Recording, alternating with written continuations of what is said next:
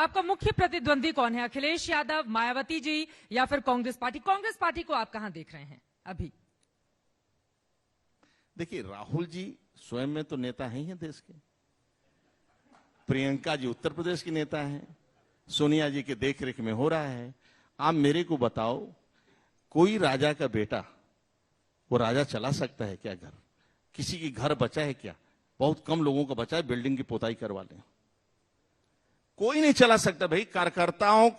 कार्यकर्ता चमचे नहीं होते हैं। कार्यकर्ता भविष्य का लीडर है।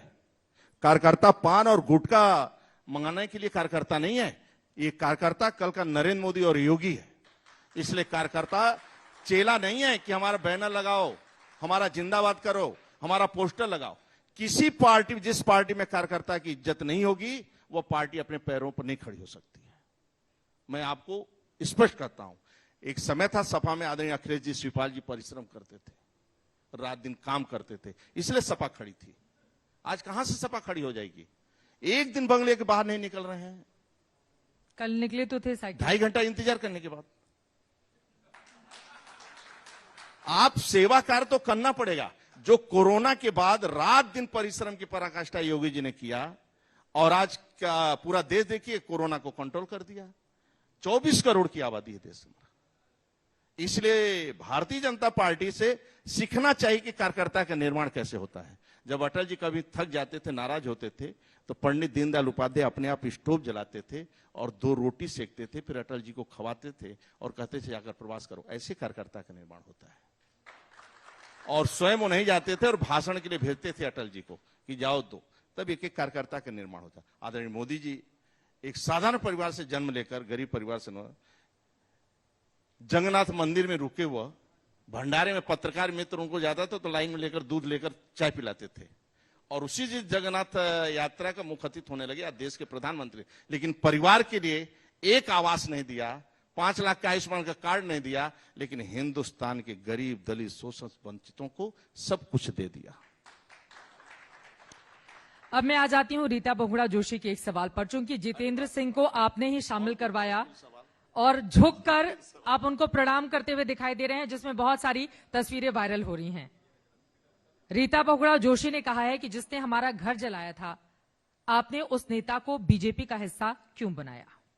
क्या है, जिले से सूचना ली जाती है, क्षेत्र से सूचना ली जाती है, और सभी से सूचना लेने के बाद ज्वाइनिंग होता है, सीधे नीचे से रिपोर्ट ली जाती है। रीता जी का कल फोन आया था, बातचीत हुई थी, हम कि आप आइए, यदि ऐसी कोई घटना है तो विचार किया जाएगा। हटा देंगे आप जितेंद्र सिंह को? पहले एक बार बैठते हैं, वो तो बहुत नाराज हैं। एक बार आने दीजिए, एक बार आकर बैठकर चर्चा करते हैं। रीता जी को आप मना लेंगे या जितेंद्र जी को बाहर का रास्ता दिखा देंगे? कुल मिलाकर जो सत्यता होगा, दोनों की, रीता जी की क्या सहमति बनती है, एक बार हम विचार करेंगे। उनकी ओर से कहा गया है कि उस शख्स ने हमारा घर जलाया था, तो एक बार आकर बैठ करते हैं, एक बार बात करते हैं। ये बात आपकी जानकारी में नहीं थी? ये मेरे जानकारी में नहीं थी। एक बार आते हैं तो रीता जी से बात करते हैं। मेरी कल बात हुई है, वह कहेंगे कि स्वतंत्र जी मैं आऊंगा लखनऊ, आपसे बात करूंगा, और वो जो कहेंगी वो मैं करूंगा। ठीक है, अब जरा किसानों के मुद्दे पर चलते हैं। देखिए, आप खुद भी किसान परिवार से, बीजेपी लगातार दावा करती है कि उसके बड़े बड़े नेता किसान परिवार से आते हैं, लेकिन किसानों का ये जो आंदोलन चल रहा है, खासतौर से पश्चिमी उत्तर प्रदेश के बेल्ट में, क्या ये आप लोगों को डैमेज करेगा?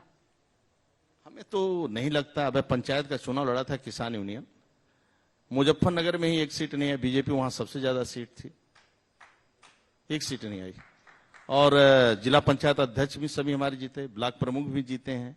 विपक्ष पर दिवाड़े का आरोप लगाता है, माहौल खराब करता है, माहौल खराब करता है, लेकिन पब्लिक विश्वास क्यों करेगी? आप उनका धरना देख लीजिए, जो धरना चलाते हैं वो देख लीजिए। जबरदस्ती का धरना करना, कोई समस्या है तो सरकार से बात करो, जिद नहीं पकड़ना चाहिए, तर्क वितर्क नहीं करना चाहिए। लगता है सरकार पर भी लागू होती है लगता है किसान के हित में निर्णय है तो आप सुझाव तो मान लेंगे, आदरणीय नरेंद्र तोमर जी मानेंगे, सरकार मानेगी, मैं विश्वास आपको दिलाता हूं, 100% मानेंगे। आप बैठ कर हो, और आप पता लगे फंडिंग बाहर से हो, बाकी ये हो, आप बात करो ना। टिकैत साहब अच्छे व्यक्ति हैं, बैठकर बात करना चाहिए। वो बात करने के लिए सरकार बुला कहां रही है? सरकार नहीं बुला रही है बातचीत करने के लिए। वो कहे ना कि इसमें हम छोड़ेंगे, वो कह रहे हैं कि पहले वापस लीजिए बिल, तब जाकर कोई बात होगी। कोई लगता है बिल में कमी है आपको तो बात करो।